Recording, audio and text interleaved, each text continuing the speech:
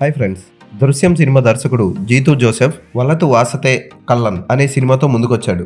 ఈ సినిమాలో జోజు జార్జ్, బిజు మీనన్ ప్రధాన పాత్రలు పోషించారు. ఈ సినిమా ఒక థ్రిల్లర్. ఎలా ఉందో ఈ సినిమా చూద్దాం. శామ్యూల్ జోసెఫ్ తన కూతురు కనపడకుండా పోతుంది.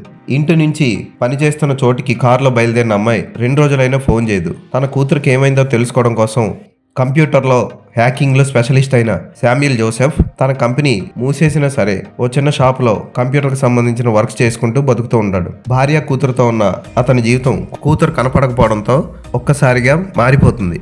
యాంటోనీ జావియర్ అనే సర్కిల్ ఇన్స్పెక్టర్కి తన కూతురు ఐరిన్ మాయమవడానికి కారణం ఏంటో తెలుసుకోవడం కోసం కూతురి ఇంటికి వెళ్తాడు. అక్కడి నుంచి కథ ఎలాంటి మరుపు తిరిగింది, అసలు ఈ యాంటోనిక్ జావియర్ ఎవరు, సిఐ అయిన యాంటోనిక్ జావియర్ కి సోషల్ యాక్టివిస్ట్ అయిన ఐరిన్ కి ఉన్న సంబంధం ఏంటి, ఇవన్నీ తెలుసుకోవాలంటే సినిమా చూడాలి. సినిమా మొదలవడం చాలా స్లోగా మొదలవుతుంది, సాగడం కూడా అలాగే కొంచెం స్లోగా సాగుతూ ఉంటుంది. కాకపోతే ట్విస్టుల మీద ట్విస్టులు వచ్చి ఉక్కిరి బిక్కిరి చేస్తాయి. ఫస్ట్లో జరిగిన స్కూల్ పిల్ల ఆత్మహత్య దగ్గర నుంచి క్లైమాక్స్ వరకు సిఐ యాంటోనిక్ జావియర్ కనెక్షన్ని ఒక్కొక్కటి విప్పుతూ అద్భుతంగా చూపిస్తాడు దర్శకుడు. Biju Menon angry young man అద్దరు కొట్టేస్తాడు యాంగ్రీ పాత్రలు. ఈ సినిమాలో నీచమైన పోలీస్ ఆఫీసర్ పాత్రని చాలా చక్కగా పోషించాడు.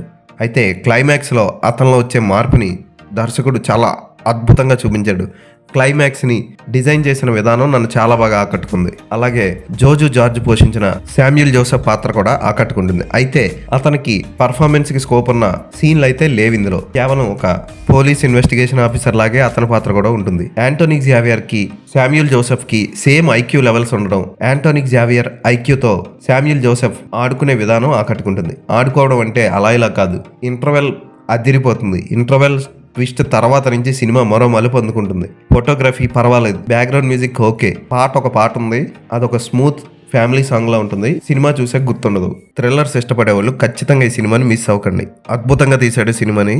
కొంచెం టేకింగ్లో కొంచెం స్పీడ్ పెంచుంటే సినిమా మరింత ఆకట్టుకుందును. సెకండ్ హాఫ్లో జరిగే ఇన్వెస్టిగేషన్, క్లైమాక్స్ వరకు సాల్వ్ చేసే పజిల్ హైలైట్ అనిపిస్తాయి. ఖచ్చితంగా ఈ సినిమాని ఫ్యామిలీతో కలిసి చూడొచ్చు. పిల్లల్ని ఎలా పెంచకూడదో కూడా, పిల్లల ముందు తల్లిదండ్రులు ఎలా బతకాలో కూడా చక్కగా చెప్తుంది ఈ సినిమా. ఈ సినిమాని ఖచ్చితంగా ఫ్యామిలీతో చూడండి. ఈ సినిమాకి నేను ఇచ్చే రేటింగ్ 3.5/5.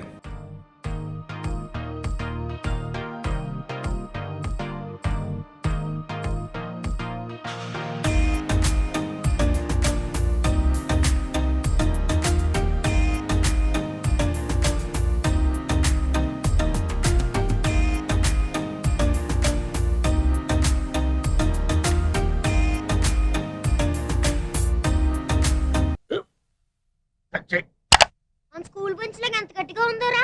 కొట్రా, కొట్టు, పర్లేదు, కొట్టు. అబ్బా చైన్ పెట్టేసింది బాబాయ్. ఆ, నీకు ఏంటి నువ్వు కొడతావా? కమా బిట్ మీ యార్. వద్దు బాబాయ్. వాడిని నేను కొట్టడం లేదమ్మా, వాడినే నన్ను కొట్టమంటున్నాను. ఆ. నువ్వేం కంగారు పడక్కర్లేదు. అడుగుతావేంటి?